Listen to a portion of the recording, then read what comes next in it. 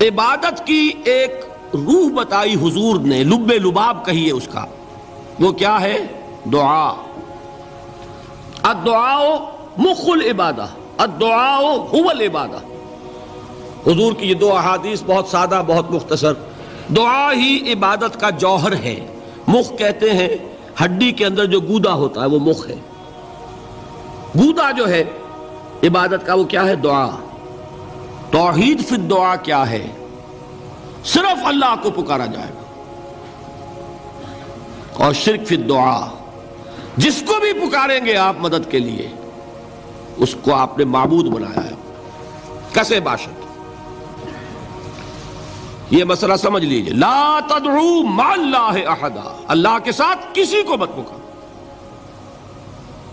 حضور نے فرمایا کہ جوتی کا تسمہ بھی مانگنا ہو تو اللہ سے مانگو۔ اللہ نے تو دروازہ کھولا ہوا ہے، جو چاہو مانگو، کسی اور سے مت مانگو۔ دیکھیے ایک علمی مسئلے اور ہوتے ہیں، یہ جو روحانیات کا معاملہ ہے، عالم ارواح میں کیا صورت ہے، ارواح صرف کہیں اللہ کے پاس کسی کولڈ سٹوریج میں ہے یا اس کا اس دنیا سے بھی کوئی تعلق ہے، یہ علمی مسائل ہیں۔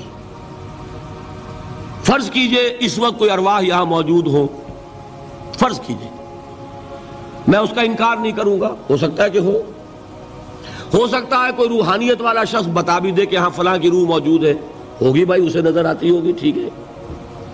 یہ بھی ہو سکتا ہے کہ کوئی شیطان جن ہو اور وہ دھوکہ دے رہا ہو کہ میں فلاں کی روح ہوں، ہو سکتا ہے کہ نہیں؟ لیکن یہ بھی ہو سکتا ہے، وہ بھی ہو سکتا ہے، مجھے اس سے بحث نہیں۔ مجھے جس سے بحث ہے وہ یہ ہے کہ مجھے پکارنے کی اجازت نہیں ہے۔ ہوا کرے، کسی کی روح موجود ہوا کرے، مجھے میرے رب کی اجازت نہیں ہے کہ میں اسے پکاروں۔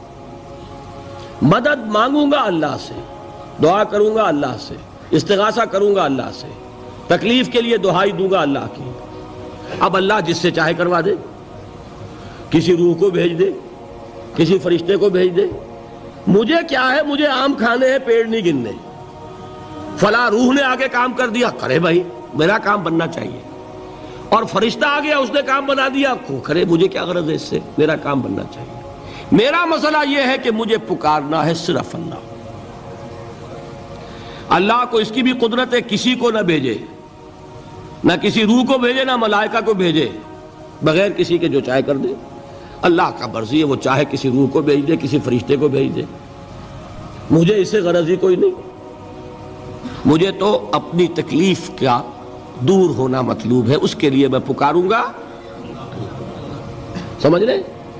دیکھیے میں سادہ ترین کر رہا ہوں مسئلہ، عبد القادر جیلانی کی روح یہاں ہے یا نہیں، حضور کی روح انور یہاں ہے یا نہیں، یہ تو علمی مسئلہ ہو گیا نا۔ یہ فرشتے یہاں ہیں کہ نہیں، کوئی اختلاف ہے؟ میں پکار سکتا ہوں اسے کہ بھائی ذرا میرا کام کر دینا ہے؟ یہ کروں گا تو شرک۔ موجود ہیں کرامن کاتبین ہے کہ نہیں؟ موجود ہونا نہ ہونا یہ مسئلہ علمی۔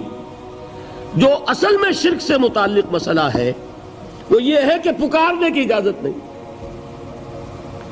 دیکھیے حضور کی ایک حدیث ہے، اور یہ ایک ہمارے لیے خوشخبری ہے۔ آج 8واں دن ہے، آپ اپنی نیند کی قربانی دے رہے ہیں، آ رہے ہیں، سن رہے ہیں۔ یہ حدیث بھی سن لیجئے، بشارت والی حدیث ہے۔ مجتمع قوم فی بیت من بیوت اللہ، نہیں جمع ہوتے کچھ لوگ اللہ کے گھروں میں سے کسی گھر میں۔ اس کا مصداق اول تو مسجد ہوگی، لیکن تقریباً تمام محدثین نے مانا ہے کہ صرف مسجد تک محدود نہیں ہے، سب گھر اللہ کے ہیں۔ یہ جگہ کس کی ہے؟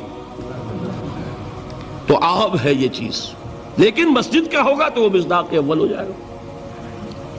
مجتمع قوم فی بیت من بیوت اللہ یتلون کتاب اللہ ویتدارسونہ بینہم، کام کیا کر رہے ہوں کہ اللہ کی کتاب پڑھ رہے ہوں، وہ سمجھ رہے ہوں، سمجھا رہے ہوں، تو کیا ہوتا ہے؟ الا نزلت علیہم السکینہ، ان پر اللہ کی طرف سے سکینت کا نزول ہوتا ہے۔ وغشیتہم الرحمہ، رحمت خداوندی انہیں ڈھانپ لیتی ہے۔ وحفتہم الملائکہ، فرشتے ان کے گرد گھیرا ڈال لیتے۔ وذکرہم اللہ فی من عندہ، اور اللہ ذکر کرتا ہے ان کا ملائکہ مقربین کی محفل میں۔ دیکھو تم کہتے تھے یہ انسان بڑا گھٹیا ہے، میرے وہ بندے اس وقت میرے گھر میں جمع ہے صرف میرے کلام کو سمجھنے کے لیے۔ اللہ فخر کرتا ہے اس میں، ذکر کرتا ہے اللہ۔